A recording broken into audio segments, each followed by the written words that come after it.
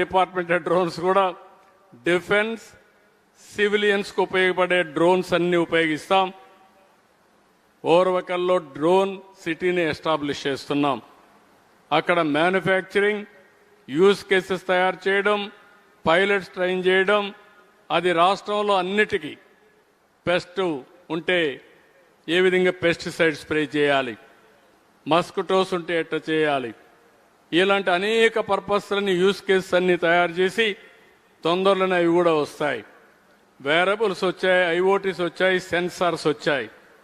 ఇవన్నీ మీరు ఒకసారి చూస్తే 42 పారామీటర్స్లో తొందరలో data real time dashboard వస్తుంది. అవేర్ పెట్టాం. ఇప్పటికి 7 పారామీటర్స్ ఇంటిగ్రేట్ చేశారు.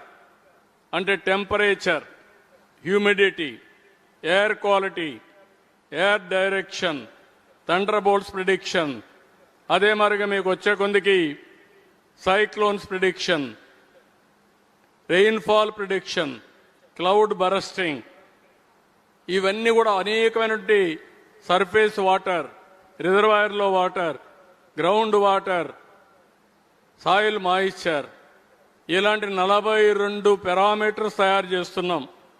అవన్నీ పబ్లిక్ పెడతాం, డిపార్ట్మెంట్కి పెడతాం. Preventive measures, real time monitoring మీరు చేసుకోవడానికి చాలా ఈజీగా ఉంటుంది. అవి కూడా వస్తాయి. రేపు రాబోయే హెల్త్లో కూడా ఇవన్నీ వస్తాయి. ఇప్పుడు అందుకనే మీరు చూస్తే AI, quantum computing is a reality, artificial intelligence is a reality. ఓసారి మీకు కానీ ఇన్ఫర్మేషన్ లేకపోతే ఇమ్మీడియట్గా మీకు కావాల్సిన క్వశ్చన్స్ అడిగితే 80-90% అక్యురసీతో డేటా వస్తూ ఉంది. రేపు అక్యురసీ ఆఫ్ డేటా 99%కి వెళ్లే పరిస్థితి వస్తుంది. ఒకప్పుడు మామూలు కంప్యూటర్ అయితే చాలా టైం పడుతుంది, సూపర్ కంప్యూటర్ కూడా టైం పడుతుంది.